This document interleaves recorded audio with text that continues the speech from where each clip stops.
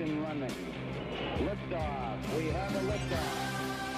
Hello, it's Erick Erickson here. News 95.5 AM 750 WSB, the nation's most listened to news talk station, and theresurgent.com, where you can go every day, theresurgent.com. This is actually a special podcast edition of the show. It is not airing on radio. It's just you podcast listeners and me. And so I'm going to begin by badgering you. Please go review the podcast. It actually does help tremendously. If you go into Google Play or to the Apple iTunes Store or even Stitcher, where you can get the show, or SoundCloud, leaving reviews helps promote the podcast and raises us in the rankings. So please do promote the podcast. There are several news stories of the day I want to get to today, which is why we're doing the podcast. Number one, the Mike Flynn story. Mike Flynn pleading guilty Friday to lying to federal prosecutors about his communications with Russia. He's said to be cooperating now with the Robert Mueller investigation of the Trump campaign and the Kremlin. Here's the problem with this story. Everyone is looking at this story through the lens of, did the Russians steal the election? And if so, did the Donald Trump campaign help them? But there's a real problem here, and I want to read to you from the Wall Street Journal story here. Documents filed in federal court Friday show that Mr. Flynn lied to the Federal Bureau of Investigation during an interview last January about a series of phone calls he had with the Russian ambassador. A December 29th conversation, that would be December 29, 2016, after the election was over.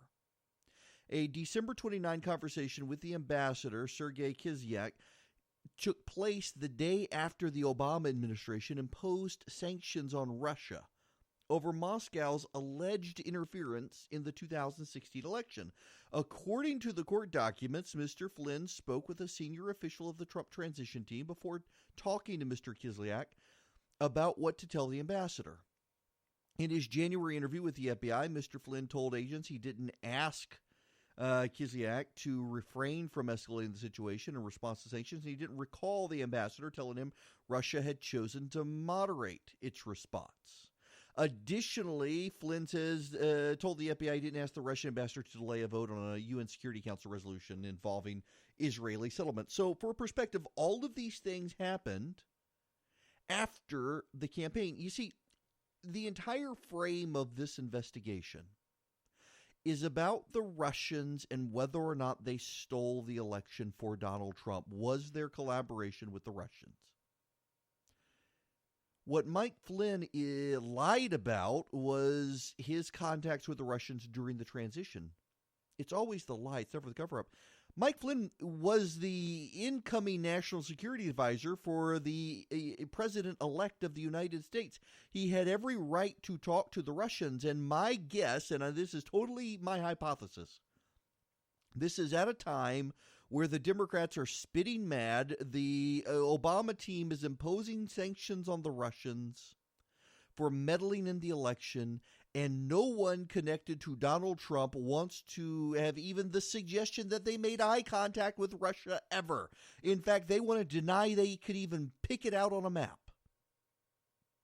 And so in January, the Mueller investigation, the FBI is investigating, trying to figure out, this is before the Mueller investigation starts, the FBI is investigating, trying to figure out what happened, and Flynn lies about having any contact with the Russians whatsoever, because if he admits he had contact on February 29th, then he's going to have to say, well, how did you initiate contact? When did you initiate contact? And maybe he initiated contact before the election, and if so, that goes back. But here's the thing, we don't know that. This is all speculation. All we know right now is that Mike Flynn initiated contact with Russians after the election. And he's willing to testify, according to sources, he's willing to testify that the president okayed it after the election. And that is so key here, after the election. If the campaign was initiating conversations with Russians before the election when even they thought they were going to lose. And by the way, this is established fact. Even the Trump team thought they were going to lose. This is very established fact. I know it doesn't get reported very much, but it is established fact. Even the Trump team, they didn't think they were going to win. So if they were initiating contact with the Russians before the election, then that does raise all sorts of questions. But it doesn't raise a ton of questions. When the incoming administration, seeking a change in direction with the Russians, reaches out to the Russians on their own, given the bad blood and lack of trust between the incumbent administration and the incoming administration, that's not a problem. Even this, the Wall Street Journal reported last month that Robert Mueller's investigators were asking questions about Jared Kushner's interactions with foreign leaders during the presidential transition as well, including his involvement in the UN resolution which condemned Israel's construction of settlements in disputed territory. Mr. Kushner is Mr. Trump's son-in-law and a top presidential advisor. Okay, so here's the thing. Even if Jared Kushner was instigating contact, there is nothing illegal about it. You know, there are a lot of people talking about the federal law that prohibits, it's not the Jones Act. Oh, which one is it? Y'all know what I'm talking about. There's a federal law that private citizens aren't allowed to reach out to and engage with foreign governments. But there's a problem. This is an incoming presidential administration. It's not like that law would apply in that case. And since the law would not apply in that case because it is an incoming transition, the Logan Act, that's what I'm thinking of, 1799, there's never been a prosecution under the Logan Act. And this would be the hardest prosecution ever brought under the Logan Act because this is an incoming duly elected presidential administration. They just haven't been sworn in yet, but they're getting ready and they don't have a lot of trust for the existing administration. I don't see where the crime is other than the lying. And that's the way this always is. People forget. I mean, the Democrats have so outlandishly rewritten history about Bill Clinton. Bill Clinton was impeached because he lied under oath in a deposition about Paula Jones. He never was impeached because of Monica Lewinsky. It's just that what happened with him and Monica Lewinsky in the office led to the investigation, which turned up the lying in the deposition regarding Paula Jones. It's always the lying. You would think these people would learn that about the lies. So if Mike Flynn is testifying under oath now for the Mueller team that the president initiated contact with the Russians after being elected president of the United States, after the Electoral College had voted on December 18th. Remember, December 18th, the Electoral College voted, making it official. The contact didn't happen until after that time. If that's the truth, there is no crime here. But everyone is looking at this as a big deal because we still have this frame in mind that the Russians collaborated with the Trump campaign to steal the election. You cannot steal an election that is over. And so the timeline here is very critical. We need to find out the timeline. Otherwise, this looks like lying under oath, and the president, there's no crime involving the president. Lying under oath is bad, and the president fired Mike Flynn. But did the president lie under oath? There's no evidence he did. Now, it is going to be interesting to see Jared Kushner because Flynn and Kushner hate each other.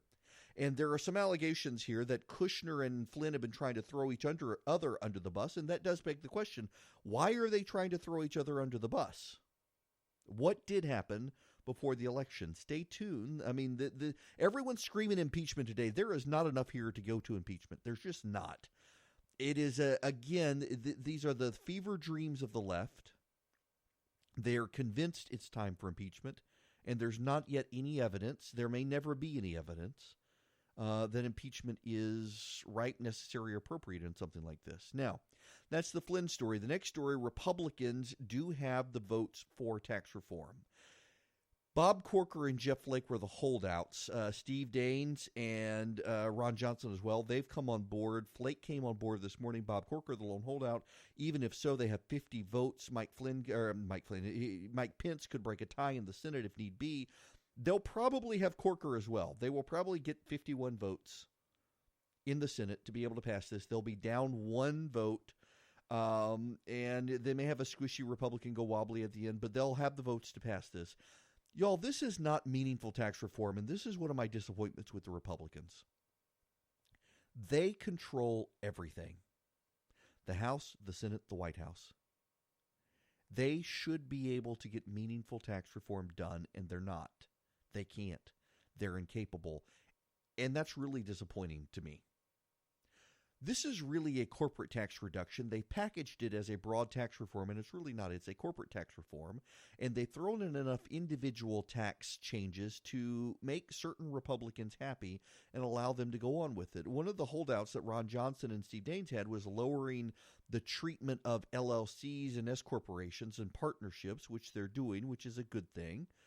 But ultimately, this is about the corporate tax. They want to lower it to 20%. If they do the Rubio-Lee plan, it would lower it to 22%.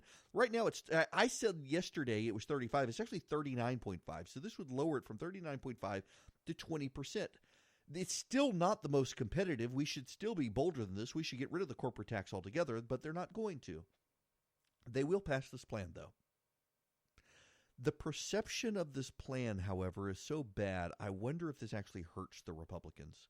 They've done a poor job educating people on what's in the plan, largely because they don't know what's in the plan. They don't even have it written yet. It is in draft outline framework. They don't actually have an actual tax bill written, and that's pretty amazing that they're going to pass this without the legislative language completely ironed out. Now, they'll have to have the legislative language completely ironed out before they cast the final vote, but they aren't casting the final vote yet. They're essentially agreeing to vote on a framework, and like the Democrats passing Obamacare, you're going to have to read the bill to find out what's in it, see if everything actually lines up on it. I don't know that it is. Nonetheless, they will pass this, and I want you all to remember, the Republicans promised great things if they controlled everything, and they do. And this is not making America great again. I don't care who you are. It's not making America great again. This is not a bold tax reform. They did not boldly replace Obamacare. They did not boldly do anything. And I just think that is overwhelmingly problematic. Now,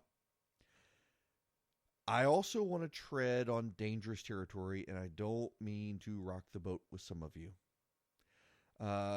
Last night in San Francisco, Kate Steinle's murderer was found not guilty of murder, and he was found not guilty of voluntary or involuntary manslaughter. And as the facts have come out, there is, well, how many of us have been lied to? And I want to say that. How many of us have been lied to in the media? Look, here are facts. Garcia Zarate killed Kate. We know that, and that is true. He killed Kate. He had a gun, and he killed her. Did you know he didn't shoot her? The gun went off, and the bullet hit the ground, and then ricocheted and killed Kate. This was not... Based on the evidence presented, it was not an intentional shooting of her. He didn't aim the gun at her. It ricocheted off the ground. That's not now in dispute, and I never actually even knew that fact. It was also a Sig Sauer, and it was a type of Sig Sauer. And listen, my wife and I, we know our guns now. And all you have to do is get online and Google Sig Sauer accidental shooting, and you will see that the Sig Sauer in question that this guy used had problems with it. And in addition, if this gun is dropped, it can accidentally discharge. And the defense attorneys basically centered their case around that this was a Sig Sauer that accidentally has a history of accidental discharges. This was a guy, he picked up the gun, he may have shook it, he did something. Maybe he did pull the trigger, maybe not. It has a very light trigger pull.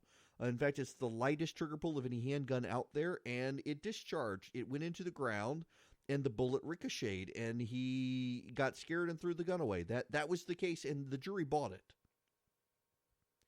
The jury charged him with illegal possession of a firearm, which gets him sent to jail. They did not charge him with murder because there is no evidence that he willfully intended to kill Kate Steinle. Yes, he had a criminal record, but he did not have a violent criminal record. He had never hurt anyone in the past. It is true, though, and this is a fact that cannot be dodged, that this individual should not have been in the country. Had San Francisco bothered to enforce American law, Kate would be alive. And whether it was accidental or willful or homicide, whether it was murder, whether it was manslaughter, you cannot get around the fact that the man should not have been here. And so I don't think we should avoid dealing with the ramifications of enforcement of illegal immigration, even though he was found not guilty. But what I do think is we should reflect on all of the accusations and charges and campaigning against this case and realize a lot of the facts that you and I were told initially were not actually real facts, and we fell for it this time. Yes, Democrats have fallen for it before. Hands up, don't shoot Michael Brown, all that stuff, Trayvon Martin, all the facts there. But it's our turn on our side. There was no intentional shooting. There was no aiming the gun at her, hoping to kill her. There was an accidental discharge. And you can see the video. You can see the video of his interview with the police. He's thoroughly confused about what happened. This is not someone who willfully, intentionally wanted to kill someone. This is a guy who has no idea what the heck is going on. He's confused. He doesn't understand. He's scared. This was not a willful murder, and the jury system worked. Don't blame the jury here. The prosecutor overplayed their hand here. The prosecutor, remember, this is the case that the sheriff in San Francisco lost his job because of this case. The sheriff in San Francisco, defiant about keeping illegal immigrants, defiant about being a sanctuary city, lost his job over this case. The jury did do its job, and they could only do so much. They found him guilty of something they could find him guilty for. But they ruled that the discharge was an accident, and the evidence seems to point to the fact it probably was an accident. An accidental discharge. He did not mean for this gun to discharge. There was no willfulness on his part to launch a bullet from the gun. And to some degree, you and I may have to deprogram ourselves on this, because everything we've heard going back over a year has been that he pointed the gun, shot it, and killed her. And the facts, the basic facts, the facts not in dispute by the prosecutor or the defense, or it was a ricochet off the ground. And that's something we got to reconsider. How much are we being told?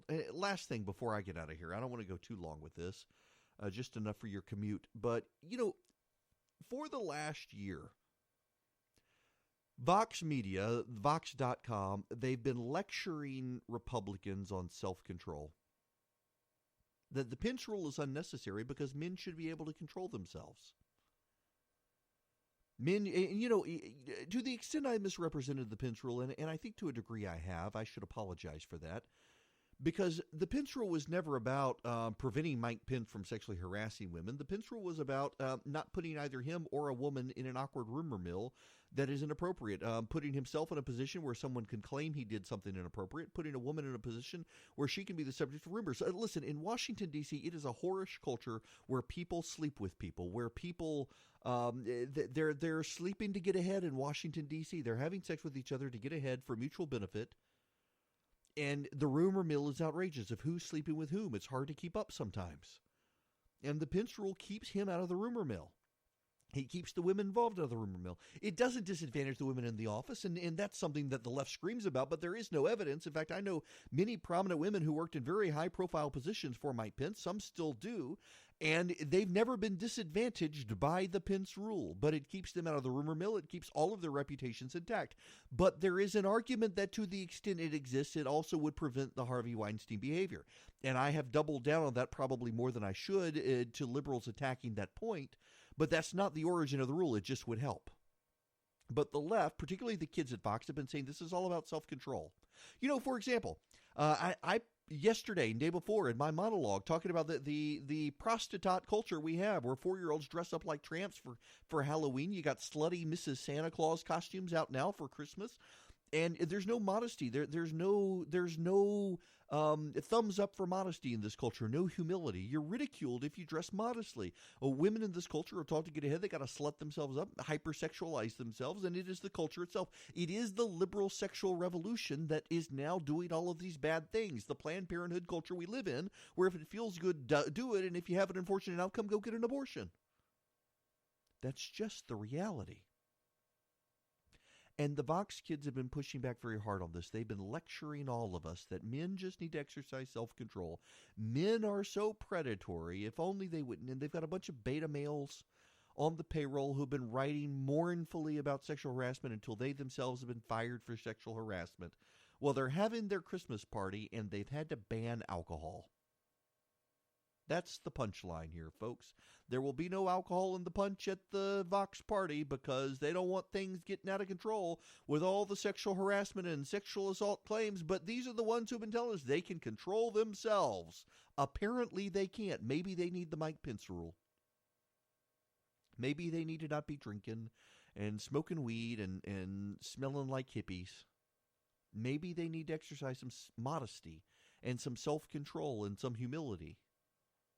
Maybe instead of being preachy about this stuff, they should practice it. It looks like they're going to have to now with no alcohol at the Christmas party. It is just rank hypocrisy for them to be lecturing the rest of us that conservatives... See, here's the thing. The real issue here is that conservatives, particularly Christian conservatives, have a real understanding of humanity. We are all sinners. We are all fallen. We are all depraved, but for God. And the left thinks that we can build utopia on earth when Christians realize there will never be utopia on earth. The left believes that humanity can always be improved, and Christians realize you can only improve humanity by embracing Jesus. And so the left lectures the right that you just don't understand you can do these things, and the right lectures the left, or the Christians lecture the left and say, no, you can't. You can pretend to, but it's all a mirage. It's all smoke and mirrors. You only improve yourself through the sanctification process, accepting Jesus and recognizing you're a fallen sinner and you've got to do better. The Christian conservative concept that so many of us believe in is an accurate depiction of humanity, and the left lives in fantasy land. So the left can lecture all of us and say, oh, it's men are a bunch of depraved people and predators, and we've got to improve, and we can go through all this improvement process, and you people just need to exercise self-control. And the right says, wait a second, we're all sinners, we're all fallen. The first step is to recognize that we're all sinners. The first step is to recognize we are all fallen, we all fall short of the glory of God, and we are all depraved. And then once you do that, you ask yourself, what do we do to improve it? You're not going to build utopia on earth. This is one reason I'm a conservative, by the way, is because I want as few sinners in charge of me as possible.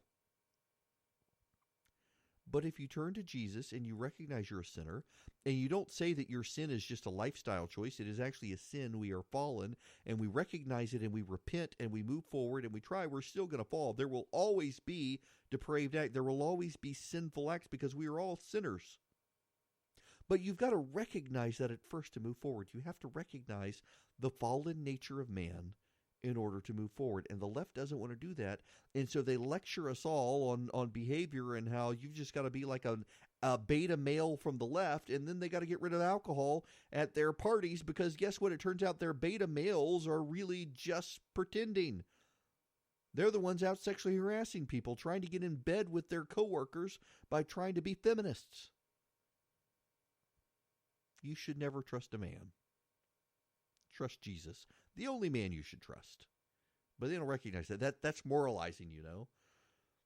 I promise you Christianity, authentic Christianity in this culture, not the cultural Christianity that so many people claim to believe in, where they're championing Roy Moore, and until there's a jury of 12 who convicts him of these crimes, we have to believe him, and we can't make up our own minds, and we can't treat the accusers real. But real Christianity, people go to church on a regular basis. They're the only ones who really have the answers to navigate this world. Put your faith in Jesus, not in other men.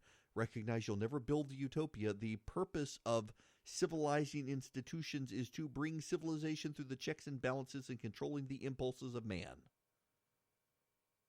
Now, I've gone on too long. All right, so here's what you need to know going into this afternoon. Mike Flynn, he's pled guilty. He's going to offer testimony. The president told him to reach out to the Russians. That sounds really salacious until you learn that this was after the election when he was the president-elect, telling Mike Flynn to reach out to the Russians. Number two, the Republicans are going to pass tax reform. It now looks like I'm being told Rubio Lee may be able to pass by lowering the corporate tax, and they're going to finagle on the estate tax. That may get Republican votes. That would be a good thing. Rubio Lee would be a good thing. And the third thing is that, yes, the murderer who murdered Kate Steinle, he got off because they decided it was an accidental release of a bullet, an accidental release from a Sig Sauer. They did find him guilty, though, of possession of a gun by an illegal alien, so he will go to jail. The feds will deport him. However, he could serve 10 years under federal law for illegal possession of a gun. And if the feds were smart and Jeff Sessions moves quickly, they will charge him with illegal possession of a gun, and they will put him away for at least a decade for that. So they can do that. But it does appear that much of what we've heard in the past year was not true. Those are your stories for the day. I'm Erick Erickson. Remember, please go to iTunes, go to Google Play, and review the podcast if you would mind. Unless it pissed you off today, then don't do it. But if you're okay with it, go review, please. It does help tremendously. And get your friends to subscribe to the podcast. The more people we get subscribing to the podcast, not individual shows, but the total podcast, helps tremendously. Thanks very much. I am Erick Erickson. You guys have a wonderful weekend. 3, 2, 1, 0. All engine running. Liftoff. We have a liftoff.